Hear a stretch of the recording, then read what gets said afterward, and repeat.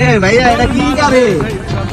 হ্যাঁ ভাই দারুণ তো ছোট ভাই বানাইছে বানাইছে পৃথিবীর সবচেয়ে ছোট ভাই বানায় না এটা কত গেছে ভাই?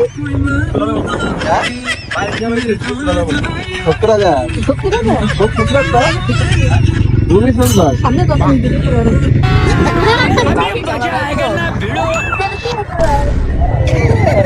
ফেরো তো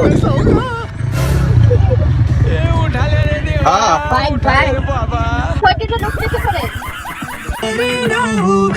বস আছে